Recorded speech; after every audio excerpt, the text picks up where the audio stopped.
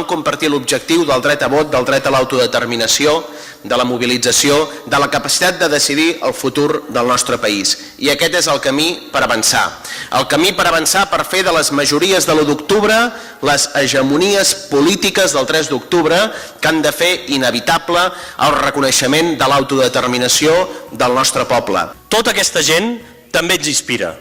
Tota aquesta gent que estem segurs que tornaran aviat i que els tindrem aquí entre nosaltres per celebrar actes com el d'avui, tota aquesta gent també és la gent que ens ha de motivar per tal de no dir en cap moment que el cansament ens paralitza o que la por ens paralitza.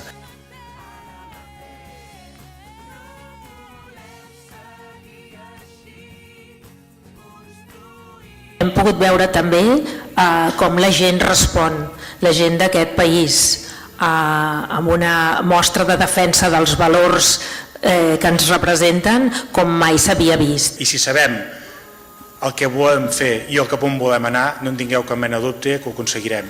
I farem aquesta república lliure amb tots ells aquí al costat. Seguirem lluitant perquè a Catalunya l'1 d'octubre vam fer el poble, i citant una cita del Bertrand Russell, però jo l'he arreglat, el poble va fer de l'impossible el possible. Soc aquí com a ciutadana de Catalunya en representació de totes les persones de Sants que l'any passat van fer possible que la ciutadania tingués l'oportunitat de votar en referèndum el passat 1 d'octubre de 2017 a qualsevol de les 22 seus electorals.